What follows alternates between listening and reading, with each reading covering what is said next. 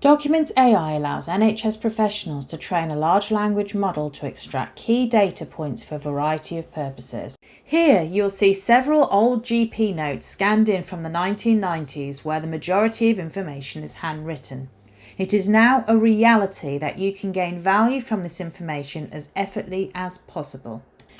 I am simply adding a question to ask the model what to find out and will apply the answer to a new field. In this case, I am looking to add the field appointment date to my dataset.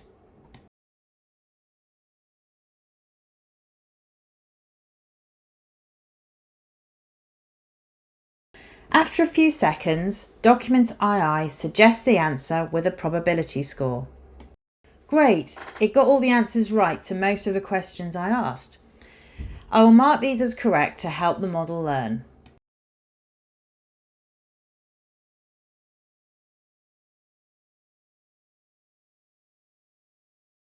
So I have supplied multiple sample documents, so I'm going to flick through each one and make the adjustments if needed.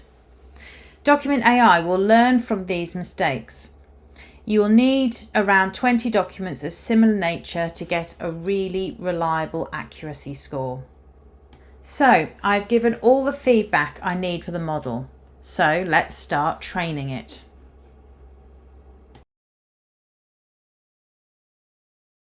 In reality, and depending on the number of questions and the size of the documents, this process can take some time. For the purposes of the demo, I have skipped past the training time to reveal a published model with a new version number.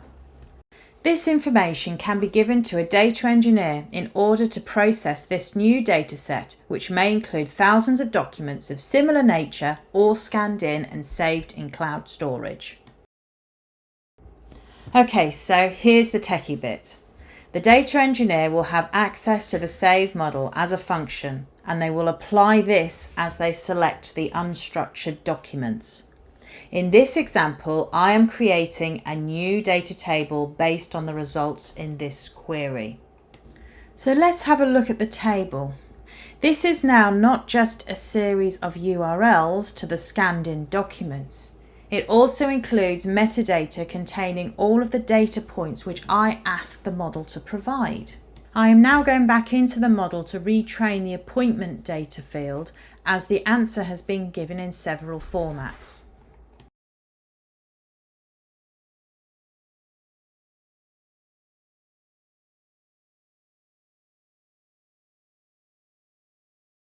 You saw previously the extracted metadata which was stored in JSON. The data engineer will now create a presentation format which will reveal all the information in something much more readable.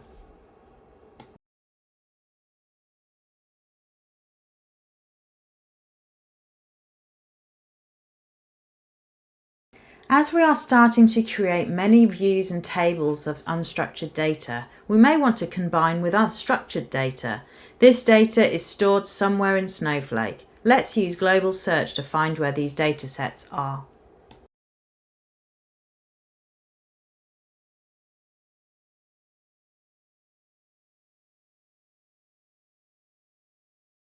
So now I'm going to run a query that contains a sample of the millions of records containing synthetic patients. As a data engineer, I would like to create a product using event-based data of patients such as appointment records, which from an electronic care record system. I do not have access to this data, so I will leverage one of the built-in large language models to create this data based on synthetic information which I already have. I leverage natural language to ask the large language model exactly what I want. Creating these sorts of data sets for mock-ups can take many days. I created this in minutes.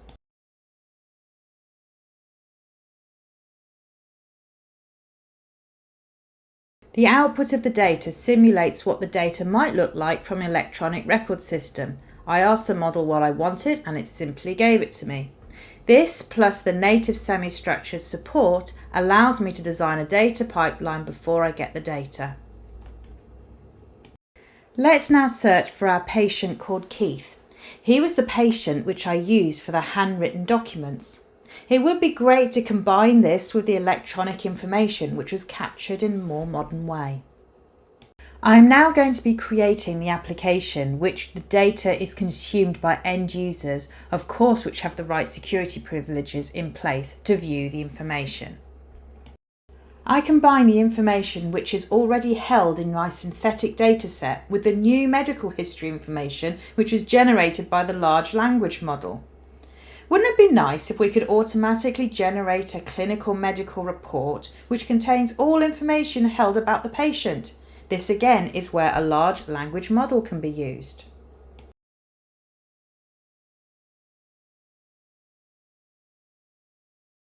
This application allows the user to choose from a variety of open source models which are readily available as part of the service. I will push in the question I want to ask, such as create a clinical report, and will also push in information about the patient to set the context. So this is the report that was generated. I'm now going to change my filter to view information about Keith. Remember the patient with the handwritten notes from the 1980s? Currently, this application does not contain this extra information. Streamlit's design is with the data engineer or data scientist in mind. They will be able to add this additional information in a new version of the app within minutes. As the creator of this application has edit mode privileges, they simply went into edit mode to examine the code and decide how they are going to add the data. Streamlit not only allows the creator to add the text information, they can also link to the original documents as well, as these are all stored in the cloud. So, now what are we going to do with all of this extra information? Yes, of course, we can now create a medical report which not only contains information that's stored electronically, but all of the manually captured records that's now also stored electronically as well. So as I scroll down, you can see what information I'm putting into the large language model. And as we get to the bottom, we can see a sample document that also notes information which stemmed back from records dating back to the 1980s. So you can now see how powerful large language models can be in order to speed up processes. Another way a large language model can help is by helping analysts gain insights from data with very little SQL skills, although they may want to learn some during the experience. Here, the analyst has an idea of what information they want to view, but they don't know how to write the SQL. This is where they type in the question in natural language and Copilot will write it the SQL for them with information on how the query works. The analyst then simply runs the query.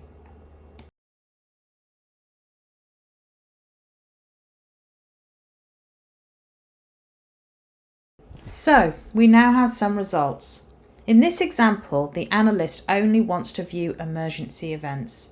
Let's ask Copilot to do this. So I'm typing use the results of the last query and only retrieve the emergency events. Let's run that and see what happens. So let's wait a couple of seconds while it thinks. So it's given some information on how it got the query, and now it's generated my query. So simply run the query like we did before, and we can see it now in the screen, only viewing emergency event types. So we have just used natural language to query structured tables. We can also create a large language model chatbot in Streamlit to query PDFs of clinical reports. Perhaps outpatient letters sent from various secondary care providers. Of course, the data doesn't just stop there. Not only can you now join all these data sets with other relevant data sets held internally, you can also include data from private or public data shares stored securely within the SnowGrid, which is a network of billions of data points from millions of Snowflake accounts across the globe. Imagine curating your population health data with pollution information held within the Met Office. This will soon become a reality. And don't forget all the data is securely governed. Here you can see that the masking policies have been defined.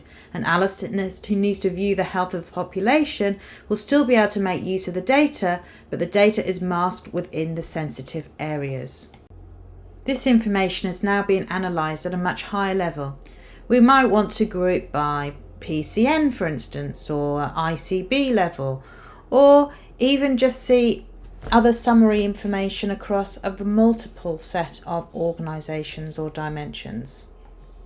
This persona uses Python data frames rather than SQL. Any function can be leveraged in either Python, Scala or SQL, and this is all powered by one single engine. The same engine can also power the analytics of optic-related data such as genomics. Here you can see an example of genomics data containing billions of records from the Genomes project and visualises the results in Streamlit. Here is an example where the organisation wishes to use their own Jupyter notebooks into Snowflake to process DICOM images. And here is a Streamlit application where a clinician could examine the image from an individual sample. This is actually my own MRI scan taken from a long time ago. Perhaps I should have added a masking policy to obscure the weight. Third-party products are often used to visualize summary of all the population data. Here we are combining the information with the multiple indices of deprivation dataset. I'm actually interested in the environmental score and how this compares to asthma and COPD sufferers, which is exactly what my fictitious patient had. After viewing summary information about the ICB, I can perhaps view information of COPD sufferers from the entire region. Keith came from the northeast. I might then drill down to the individual primary care network. I believe Keith came from Middlesbrough, so let's have a look at Middlesbrough as a whole. Okay, so this is a whistle-stop tour on how GenAI can support many use cases across healthcare. Now let's summarise.